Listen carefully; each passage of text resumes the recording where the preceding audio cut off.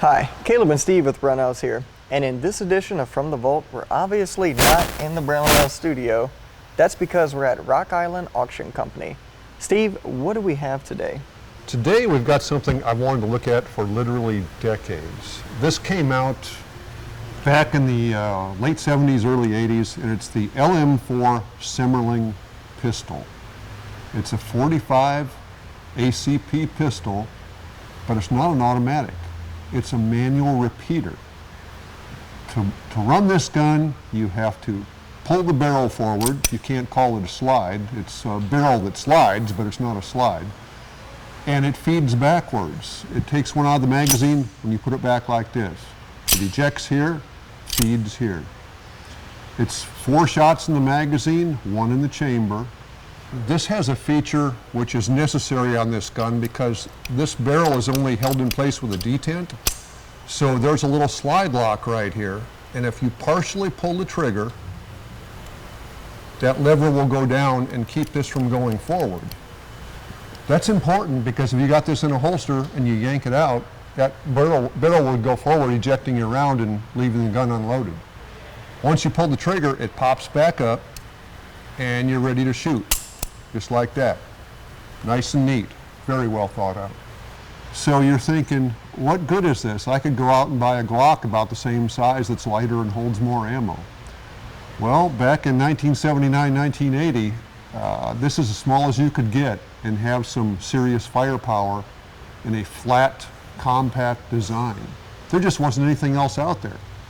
Everyone that was carrying something small and powerful, it was like a 357 snub-nosed or something like that. There was nothing in 45 ACP. There was no 40 caliber at the time. So if you wanted serious power, and this was aimed at the professional, by the way, this is something you would definitely look at. Now these were made one at a time. They were handmade. I think the production rate was like 10 a month. There's 33 parts in it. They're made out of S7 tool steel. And back in the day, one of these would set you back around $600. And to give a little perspective, at the same time, I bought a Smith & Wesson 44 Magnum, new in the box, in the presentation case for $425. So this was more than Dirty Harry's pistol at the time. By the way, you're probably wondering what it's like to fire one of these, and the kick is substantial. If you want to see it in action, Ian McCollum on Forgotten Weapons has a video at the range shooting one of these. And it doesn't look like a whole lot of fun, to be honest with you.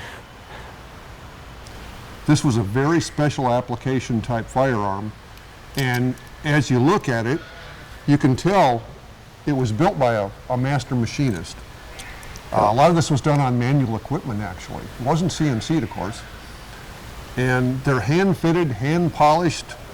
They were handmade to your specs. You could order them with different grips. A really neat design. Philip Lichtman was the designer, and he made these himself. And later on, I think about 1990-95, they sold the patent to American Derringer, who still lists this on their website. You can still buy a Semmerling, albeit in stainless steel.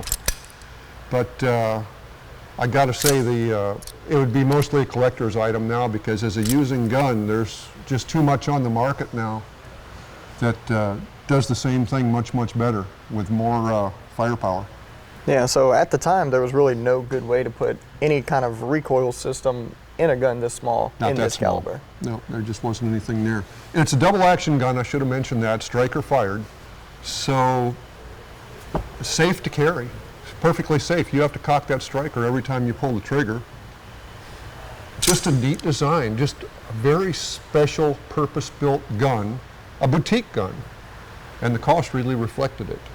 Yeah, I mean, you can tell just by holding it, looking at the quality of the machining on it, right, that it was a lot of care and attention was taken to the actual manufacturer. It was 600 total made. This, like I said, this is the first one I've ever seen. I've wanted to look at one for a long, long time. So obviously, we want to thank Rock Island Auction House for letting us have this opportunity to look at this gun. It's a rare piece. Yeah, absolutely. So again, yeah, thank Rock Island Auction Company for letting us take a look at this gun. Steve, excellent pick here.